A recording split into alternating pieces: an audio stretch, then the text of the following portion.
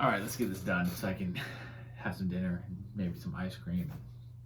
Maybe catch some Netflix or something. This is Bronson's By Any Means Necessary NCAA Tournament Bracket Special. This is the Midwest region, the final region of my 4-part series where I, predict matchups, break down the, matchups, talk about random stuff, or basketball stuff, and do some previewing. First, we are going to talk about my day. I got a new employee today. She's a young lady, 20 years old. This is her first real job. I mean, she's worked in a warehouse environment before with her father, so she kind of has a little bit of skills that are necessary for this job. She has a willingness to learn, and so far, she seems like she wasn't overwhelmed by what I was trying to teach her today. The problem that she has currently, she's not in the best of physical shape, but she did take this job with the desire to work on herself and get in better shape. She is willing to undergo the challenge of all the walking that we're having to do right now. She's a decent prospect, and I'm looking forward to working with her fully tomorrow. She wasn't scheduled for a full day today, so I didn't get to we didn't get to. I gave her a tour of all our restaurants. We went out all around the airport, everywhere, and I did kind of show her one restaurant, but I did not get to walk her through like where everything is. That's what we'll be doing tomorrow, teaching her where everything is. That's kind of the essential skill that they need to know at the bare minimum, where everything is, where everything goes, where everything is downstairs, where everything goes upstairs. So we'll work with her. I'll be working with her on that tomorrow. I told her to get some rest. She was already complaining about being sore in the legs and stuff. So I told her to get some rest, relax, come in ready, physically ready tomorrow, because she's in for 8 hours of fun. 8 hours of fun. Let's just say that. But so this is the Midwest region.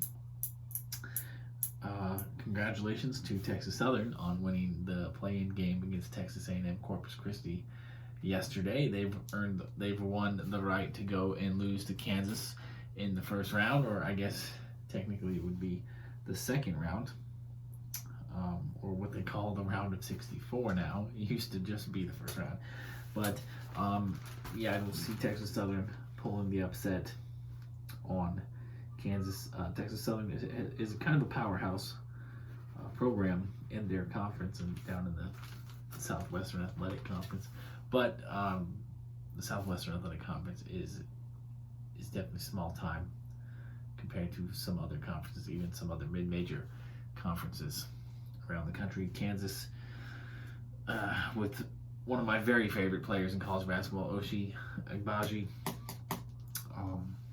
is going to make quick work of Texas Southern. Kansas advances to the round of 32. Now in the 8-9 game, we've got a very interesting matchup here. San Diego State is the 8 seed, one of the best defenses in college basketball. And the 9 seed is Creighton, a team that Creighton's good. Creighton's good enough to be here. Creighton, Greg McDermott has created a program there at Creighton in the middle of nowhere. I think they're in Omaha, Nebraska. Maybe it's where they are. And they play in the Big East, which makes absolutely no sense to me. But the Big East is just a basketball conference now. They're just a basketball school. It makes sense in that sense, but like geographically, it makes no sense that they're in the Big East. But they've been very successful in the Big East. They're annual NCAA tournament participants. They've got a chance to get to the round of 32 here.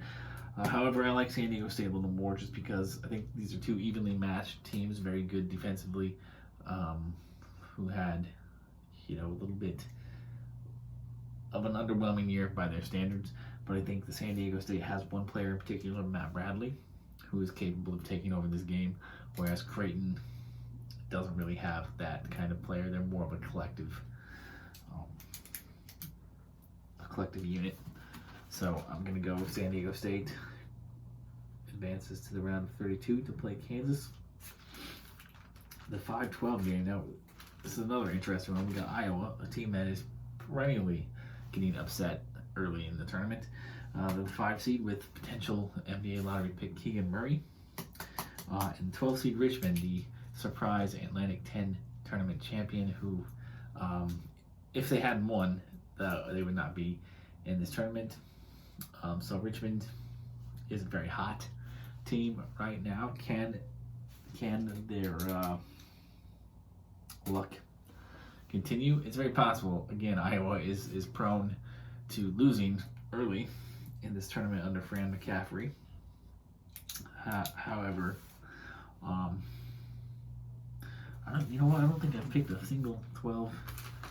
I don't think I've picked a single upset in the 5-12. No, I did. Indiana over St. Mary's. That's the only one. Yeah, I'm not going to pick this one either. Richmond. I don't think Richmond's going to beat Iowa. I don't have faith in Iowa going far in this tournament, per usual, for par for the course for Iowa. But they will win this game and get to the round of 32. 4 and 13. Here's another very intriguing match for me because Providence has been an outstanding team this year. They're very well coached. They've got experience. They're a very good team. They could easily get to the Elite Eight, or they could lose in this game here. South Dakota State is the 13th seed, their opponent. South Dakota State is a powerhouse in the Summit League. They've won that conference like 5 straight years now. They have probably the best player in the game in Baylor Shireman, who I'm very intrigued by as an NBA prospect. I secretly hope he declares for the draft this year and stays in the draft. I want to snatch him up with one of my second round picks. I have lots of second round picks in my dynasty leagues. I want him. I like him. I love his game. And as good as I think Providence is, I just think this is a terrible matchup for them. So I am going with the upset here. South Dakota State over Providence in what is probably one of the best seasons of Providence basketball in a long time. Is going to end very abruptly and very disappointing for them. But again, I could see them winning this game and then getting all the way to the regional final because I think Providence is potentially that good. Next, 6th seed LSU, who do not have a head coach, versus 11 seed Iowa State. Iowa State is kind of becoming what they used to be a few years ago when Fred Hoiberg was there, them becoming transfer central. And Iowa State has a very good coach in TJ Otzelberger, who was actually the guy who kind of started the transformation into what South Dakota State is now. He was the coach of that before moving on to UNLV and now Iowa State. I'm going to go, even though I don't really like either of these teams, I don't think either of these teams really deserves to get out of the first round this year. I'm going to go with Iowa State just for the simple fact that LSU just doesn't have a coach. LSU is in a little bit of turmoil right now at the most inopportune time of the season. And despite the fact that LSU has far more talent, I'm going to go with the coaching acumen and the experience and the drama-free team, Iowa State, in this game. Now, moving on to the 3 and the 14, we got Wisconsin, who having a very good year with perhaps the biggest breakout player in college basketball, Johnny Davis, who could potentially be a top 10 pick in the NBA draft if he should declare, which I see absolutely no reason why he wouldn't declare. A team like Wisconsin is as good as he is, as good as he's been. Wisconsin is always going to stifle him a little bit, hold him back, just because of the type of offense they run. So going pro would be hugely beneficial to him, especially when you want to capitalize when your stock is the highest. They will be playing the 14 seed Colgate from the Patriot League. Patriot League, I believe, is still a conference that doesn't even offer scholarships to their players, so they're not getting the most talented individuals to come play basketball at their schools. I'm not trying to take anything away from Colgate because they're still a very good team. They are like, they've won this league like 3 of the last 4 years, back-to-back years now. Colgate is definitely the class of their conference, and they did almost pull the upset of, okay, I do not remember at all who it was last year, but they played somebody last year, really tough, almost pulled it off before fading down the stretch. I don't see that happening this year. I don't see Colgate hanging with Wisconsin in any shape or form. So I'm going to go with Wisconsin, even though I do not like Wisconsin's coach, Greg Gard. By all testimony, is a huge asshole. I haven't heard anything in all the years that he's been at Wisconsin. I haven't heard anything good about Greg Gard.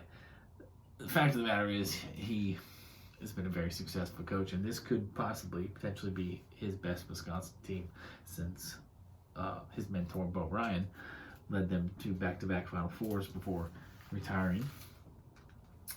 Anyway, 7 and 10 seed, another game of two teams that don't really like much this year.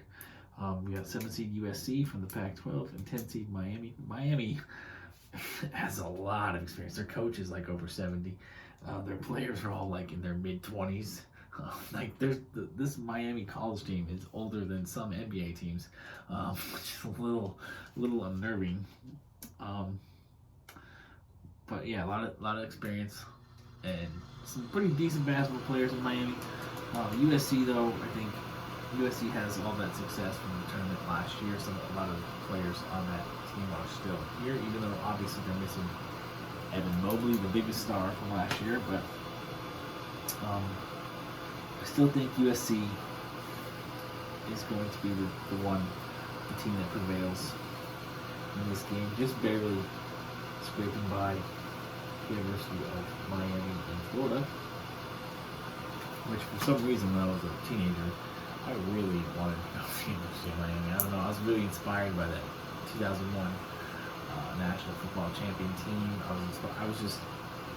There was a brief period in my life where I was extremely enamored with the idea of living in Miami and that lifestyle. But I think as I've grown older, realized how the political climate of Florida, the humidity in Florida, I'm not sure that I would really enjoy living in Florida much, even though I had an amazing time with my friend EJ in Naples. And I definitely want to go back and visit him as soon as I can and make that a more regular thing, especially since I know I always have a place to stay. I think he's a very good influence on me personally. He's a very good friend for me to have. And I had a good time in Naples, met some cool people in Naples, but you can still get the sense that, I mean, the first place I went to, we went to the store in Naples. Sorry for the tangent here. We went to the store, and they were having a Ron DeSantis rally, all right? So we're already getting off on the wrong foot here. Florida has hurricanes. Naples was just, like, it was kind of well hidden, unless you went to certain parts of town. Naples definitely is a town full of snobby, money, old people. I just got the sense that there wasn't much of,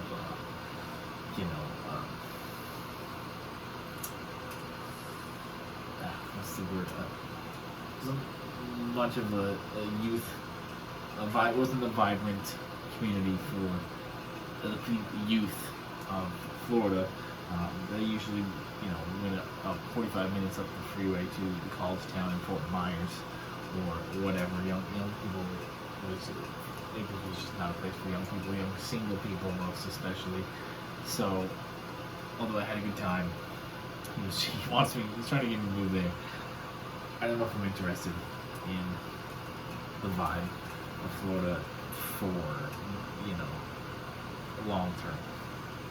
But anyways, yeah, Miami finally gets back to the NCAA tournament and what could be Jim Larranaga, the coach's swan song. But I think they're one and done. Now for the 2 seed Auburn versus 15 seed Jacksonville State. Now Auburn, remember I was telling you that I didn't think Baylor, for those of you who watched all my videos, I didn't think Baylor should have been a 1 seed. My other 1 seed would have been Auburn. I think Auburn, for a large part of the season, did look like the best team in college basketball after Baylor. Baylor did for a brief period look like the best team, but they quickly suffered some injuries, fell off. Gonzaga lost some big games against some teams like Duke, stuff like that made you think that, maybe it's another year of teasing for Gonzaga. And Arizona, as great as Arizona was, I never felt like they were the best team. Auburn, to me, felt like the best team in college basketball for a while. They should have been the other 1 seed. Auburn should make short work of Jacksonville State, a team that technically didn't even earn their spot here in the tournament. They just got in by a technicality, by a loophole. Auburn should have no problems with that. Moving on to the second round, we got Kansas versus San Diego State. I think this is where San Diego State's run ends. They had a good run, but that great defense, is not going to be enough to stop the what's the word I'm looking for?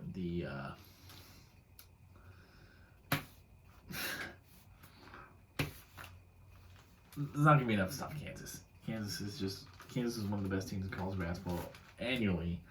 Kansas is, like, in my mind, I know there's Kentucky, I know there's Duke, I know there's North Carolina, I know there's all these programs, UCLA, but in my mind, Kansas is the pinnacle of college basketball, because Kansas, if you look at Kansas, who the hell wants to go to Kansas? Lawrence, Kansas. What does there to do in Lawrence, Kansas? What does there to do in Kansas, period? Like all these other schools, like Kentucky, Lexington, that's a city. There's like over 150,000 people there. UCLA's in LA, right? North Carolina, the Carolina blue, beautiful color. Duke, you got Mike Krzyzewski, you got that snobby mystique. People want to be a part of that. Kansas is just in the middle of nowhere, and they have been able to have 100 years of success in basketball because not only great coaching, but there's something about the Kansas mystique that lures great recruits year after year after year. If you look at Kansas in any other sport, they're completely useless. Like, they shouldn't even be in Division I in football, anything else. Basketball is Kansas. Like, the University of Kansas is basketball. So to me, Kansas, I just really have all the respect in the world for the University of Kansas and their basketball program. It's just amazing what they've been able to be for a century now, over a century now, despite being in the middle of absolutely nowhere. Kansas is a juggernaut. That's the word I was looking for. Kansas is a juggernaut, just like they are almost every year. Kansas is always like a top 10 basketball program year after year. Bill Self is one of the very best basketball coaches ever in college basketball, in my opinion. So Kansas, I know there's a lot of jokes about Kansas, underachieving in the NCAA tournament, and that's true. Because really, technically, given the state of the program that Bill Self has built, the state of the program that Kansas has always been, they should be getting to the Final Four every year, right? They should be winning an NCAA championship every 4 or 5 years, right? It's really hard to live up to those lofty expectations. So when you don't get to the Final Four every single year, basically, because you're a 1 seed or a 2 seed every year, so if you don't get to the Final Four, technically you failed, right? So it's definitely a hard standard to live up to, but Kansas is getting to the Sweet 16 this year. I don't see anybody in the Texas Southern, San Diego State, Creighton. Those guys aren't beating Kansas. So Kansas gets to the Sweet 16. In the 5 seed Iowa versus the 13 seed South Dakota State. South Dakota State's Cinderella run ends after one upset. Iowa bucks the trend, gets to the Sweet 16 led by Keegan Murray, who is a bona fide college basketball star. And a lot of people have him mock drafted to the Portland Trailblazers this offseason. I would not hate that. What I don't want the Blazers to do, who I also see the Blazers mock drafting a lot, is Ty Washington of Kentucky. Not that I don't think Ty Washington's a good player. It's just that we just have so many guards. Portland does not need another guard. Okay, so we need to avoid guards, especially in the lottery. It's looking like we're gonna have 2 lottery picks. So getting a guy like Keegan Murray and Benedict Mathurin of Arizona, I think that would be ideal if that were to be the case. Avoid the guards. All right, so Iowa State at 11 versus Wisconsin at 3. Again, because I didn't think Iowa State deserved to be even this far, I don't think they're going to beat Wisconsin. Wisconsin, for being a 3 seed, I think has had a ridiculously easy road to the Sweet 16 up to this point. Now it's number 7 USC versus number 2 Auburn. Again, USC I didn't think was good enough to win the first round game. They just happened to get an opponent that I think they can beat. USC's run ends here, and Auburn advances to the Sweet 16, especially since I talked up Auburn about how they should have been a number 1 seed in a different bracket. So, maybe this is a teaser. Maybe I'm taking Auburn all the way to the Final Four. You think? We'll find out. Kansas versus Iowa in the Sweet 16. So 2 programs that have notoriously been underachieving in the NCAA tournament will now meet in the Sweet 16. So one will continue the trend, the other will advance farther. I'm picking Kansas to beat Iowa. I just think Kansas is too good to lose before the Elite Eight this season. And Wisconsin versus Auburn, 3 versus 2. Now, you will be shocked. I am actually picking Wisconsin to beat Auburn because I don't really have a valid reason. I just think that when it's all said and done, Wisconsin's style is going to confuse Auburn a little bit, and Auburn is very reliant on younger players, very talented younger players, Jabari Smith, Walker Kessler, but Wisconsin's a much more experienced team. I think Wisconsin has the best college player in the game, and Johnny Davis. Obviously, Jabari Smith is probably going to be the better NBA player. There's a lot of talk about him potentially being the number 1 pick. I love this matchup. I think this potentially in a parallel universe could be a Final Four matchup. And I just have a hunch that Wisconsin is going to win this game. And so I'm rolling with Wisconsin into the Elite Eight. So we've got Kansas versus Wisconsin in the Midwest Regional Final. And I am continuing with Wisconsin to the Final Four. As Kansas, I wouldn't call Kansas season a disappointment if they lose in the regional final. But obviously, if you're the number 1 seed, the expectation is you get to the Final Four, right? That's just not realistic every year. Kansas is going to lose to Wisconsin as Johnny Davis and Wisconsin get back to the Final Four for the first time in Greg Gard's tenure. Probably a bit of a surprise there, right? I didn't pick Kansas or Auburn. After talking about how great they both were, right? Wisconsin definitely snuck up on you.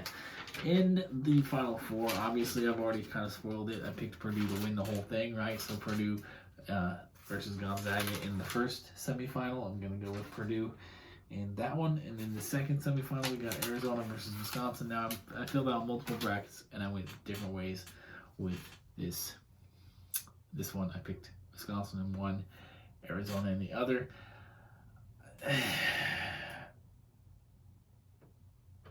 Publicly here in video, man, I don't know. I love Arizona. I love Tucson. I love Tommy Lloyd. I love what he's building there. They're the number 1 overall seed, which everyone thought Gonzaga was going to get that one.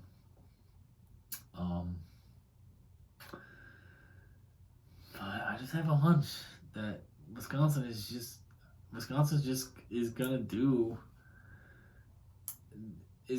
gonna surprise a lot of people in this NCAA tournament this year. Johnny Davis, as much as I'm not a big fan of him in the NBA, although I think he's gonna be just fine in the NBA. I don't know how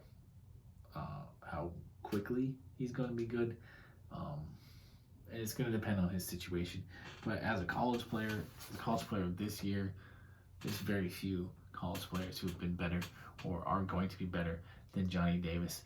So I'm rolling with Johnny Davis. An all Big Ten championship game between Purdue and Wisconsin. 2 of the very best players in college basketball are going to meet up. Jaden Ivey versus Johnny Davis in the final. And I'm rolling with Purdue and Jaden Ivey as my national champion. So, go ahead and skewer me in the comments if you wish. Tell me what you think. Tell me what I did wrong, what I could do better, how handsome I look. That's always nice to hear. I don't know. I guess I'm done. I want some dinner. I want some Taco Bell. I want some nacho fries. But I went over there about an hour ago, and the freaking drive-through was so long. It was out into the street. Even if I wanted to go into the parking lot and park and go in, it was physically impossible to do that because of the way the restaurant is designed. So, yeah, I don't know if I'm going to try again. But I'm definitely hungry. Definitely want something. Definitely don't want to cook today. Yeah, well, always thinking about the nacho fries. I love the nacho fries. Peace, love, and nacho fries. Good luck. Thank you so much. See you next time when I get back to my fantasy basketball spikes and yikes stuff. Speaking of basketball, real quickly, I'm trying to go to a Blazers game this weekend. They got the Rockets back to back. I'm a little intrigued by the young Rockets team. I haven't been to a Blazer game since I came to Portland. That was a big, one of my big appeals actually of coming to Portland was having access to going to Blazer games all the time. And then, that didn't really happen because I didn't drive. And then it didn't happen because of COVID. Fans weren't allowed. And then it was vaccine only, blah, blah, blah. But all that shit's finally lifted. We don't even have to wear masks here in Portland again. Finally, after 2 years, that just got lifted last week, I think. Sunday or Monday. This week was the time that finally got lifted. We still have to wear it at the airport, I guess. The federal mandate got pushed back. I'm not holding my breath on that ever going away as long as Joe Biden or anybody's president, but it's nice to not have to go into a store and wear it. It's nice that I can go to an event without having to have proof of vaccine or proof of a test or have a mask.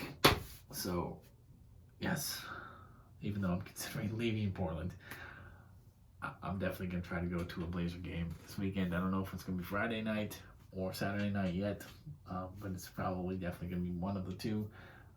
One of the last home games Portland's going to have this season. So, got to try to get out there for one of those. I was looking at tickets earlier, and when I was looking for 2 tickets, it was like $40 a piece. When I started looking for single tickets, the price jumped to $60 a piece. I don't know what's up with that bullshit, but that's nothing I can't afford. Either way, I just don't understand the discrepancy, and I don't like it. But yeah, I'm just gonna decide where I want to sit. I'm not gonna sit up in the nosebleeds, the cheap seats, but I'm obviously not gonna sit courtside either. So I'm thinking the 200 level probably is a good even. Good middle ground. So the $50, $60 ticket range will be fine, especially since I'm probably gonna go by myself. But all right, we're pushing 30 minutes. Thanks again. Good night.